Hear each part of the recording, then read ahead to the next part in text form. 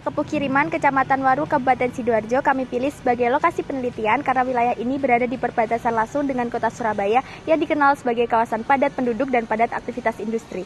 Desa ini juga menjadi jalur lalu lintas kendaraan berat dan angkutan barang menuju kawasan industri di Waru. Kondisi tersebut menyebabkan kualitas udara di sekitar desa berpotensi menurun akibat emisi kendaraan dan aktivitas industri tersebut.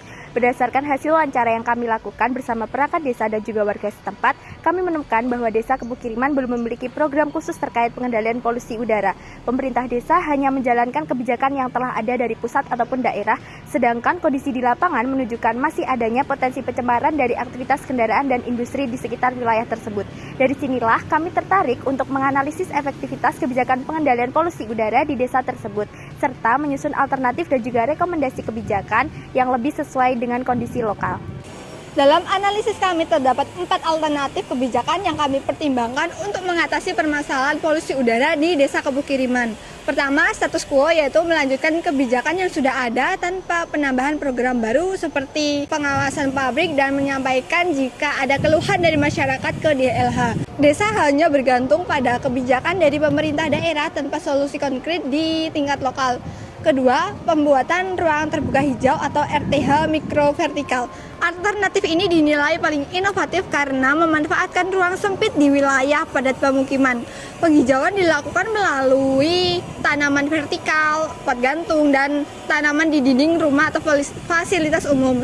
Ketiga, program transportasi ramah lingkungan seperti angkot sekolah. Program ini bertujuan mengurangi penggunaan kendaraan pribadi oleh pelajar yang setiap hari berangkat sekolah menggunakan motor atau bahkan mobil. Dengan menggunakan angkot sekolah, jumlah kendaraan pribadi di jalan berkurang sehingga emisi dapat ditekan. Keempat, program insentif dan disinsentif lingkungan bagi industri. Alternatif ini memberikan penghargaan bagi pabrik yang berhasil menjaga emisi di bawah ambang batas dan sebaliknya memberi teguran atau sanksi bagi yang menghasilkan polusi berlebih. Pendekatan ini mendorong perubahan perilaku industri secara bertahap dan meningkatkan kepatuhan terhadap standar lingkungan. Program penghijauan dan ruang terbuka hijau atau RTH mikro vertikal dipilih sebagai program paling unggul karena mampu mengatasi keterbatasan lahan dan menurunnya kualitas udara di Desa Kepukiriman.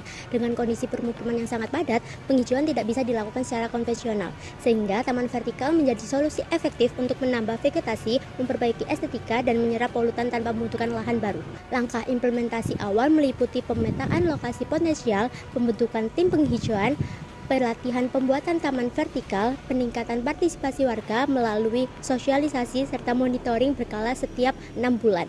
Hasil evaluasi menunjukkan bahwa RTH vertikal memiliki nilai tertinggi dari aspek efektivitas, efisiensi, ekuitas, dan kelayakan politis. Dengan demikian, RTH mikro vertikal merupakan program paling relevan, berkelanjutan, dan berdampak langsung terhadap pengurangan polusi udara di Desa Kepukiriman. Dari berbagai alternatif kebijakan pengendalian polusi udara di Desa Kepukiriman, program penghijauan dan RTH mikro vertikal menjadi pilihan paling tepat karena mampu mengatasi keterbatasan lahan melalui taman vertikal dan pot gantung, meningkatkan kualitas udara, serta memperindah lingkungan. Dibandingkan alternatif lain, program ini lebih efektif dan efisien karena mengutamakan kolaborasi antara pemerintah desa, warga, Karang Taruna, dan industri melalui CSR sehingga biaya lebih ringan dan pemeliharaannya berkelanjutan. Program ini juga selaras dengan regulasi daerah dan mendukung terwujudnya desa hijau yang bersih dan sehat.